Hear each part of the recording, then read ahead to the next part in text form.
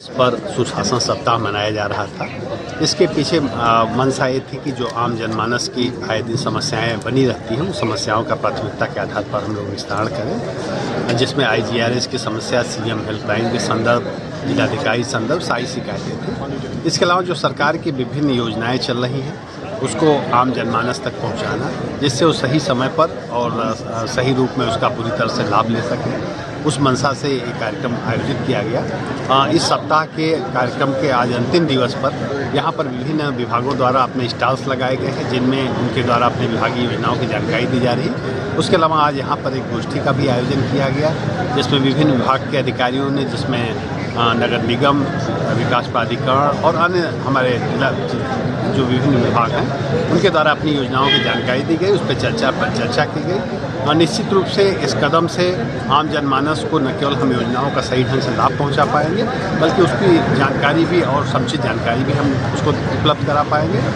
मुझे लगता है कि जो मंशा थी शासन प्रशासन की, वो मंशा आज फलीभूत। सर, आपसे एक जानकारी चाहते हैं, मुरादाबाद इस समय शीतलहर चल रही है, रैन बसेरों को लेकर गरीब लोगों के लिए क्या व्यवस्था की गई है? देखिए, जहाँ तक शीतलहर के व्यवस्था की बात है, हम लोगों ने जो 19 हमारे यहाँ पर सेंटर होम बनाए गए हैं, जो सभी ऑपरेशनल हैं। इसके अलावा जगह जगह अलाव की व्यवस्था की गई है।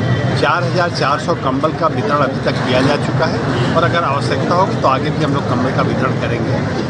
अगर आगे आवश्यकता पड़ी तो स्कूलों के टाइम में परिवर्तन भी हम लोग करेंगे। फिलहाल अभी आज का मौसम ठीक है, तो हम उम्मीद करते हैं, हम इस पर वाच रखे हुए हैं, जैसी आगे स्थितियाँ होंगी उस हिसाब से हम लोग आगे कदम उठाएंगे। थैंक यू सर, मुरादाबाद में आयुष्मान कार्ड की बहुत समय से मांग चल रही है, इसके लिए अगर कोई बनवाना चाहे तो क्या? नहीं, देखिए, आयुष्मान कार्ड जिनका 2012 की सेक्स सूची में नाम है उन्हीं लोगों का बनता है। जिनका भी नाम है वो अपने विकासखंड पर CSC के माध्यम से, जिला अस्पताल के माध्यम से, या जो हमारी प्राइवेट इम्पैनल हॉस्पिटल्स हैं उनके माध्यम से वो कार्ड बनवा सकते हैं। किसी को कोई अगर दिक्कत हो तो CMO ऑफिस में इसके लिए सर, जनता का ये कहना है कि लगभग 10 वर्ष हो गए, अब इस अंतराल में कोई और नए कार्ड वो चूँकि पॉलिसी मैटर है, उसके बारे में सरकार स्तर पर विचार चल रहा है।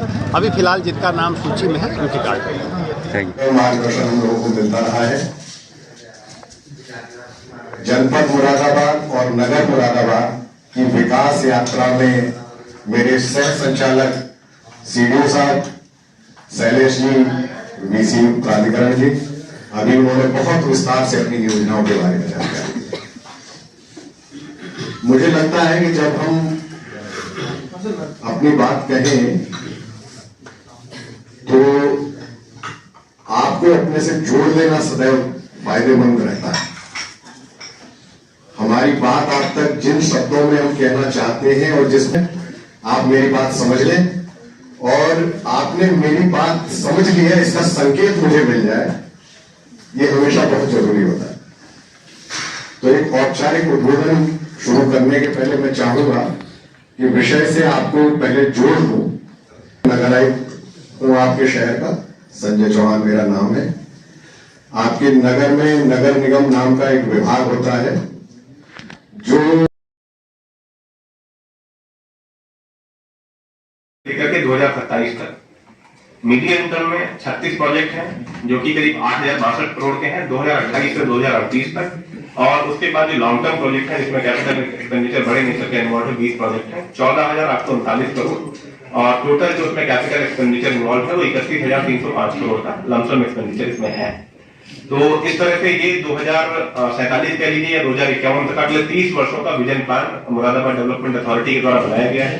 इसमें जो है हमारे सभी विभाग, गवर्नमेंट भी इसमें इन्वॉल्व है, हमारे जो है नगर निगम से, हमारा मुरादाबाद विकास प्राधिकरण, प्राइवेट डेवलपर्स जैसे मैंने कहा, और जो बाहर से हमारी जो नेशनल और इंटरनेशनल जो एजेंसीज हैं वो लोग भी अगर कोई प्रोजेक्ट लाना चाहती हैं तो हम लोग उसमें जो है फैसिलिटेटिंग बॉडी के रूप में इसमें काम करेंगे।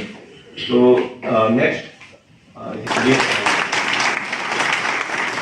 बहुत बहुत धन्यवाद।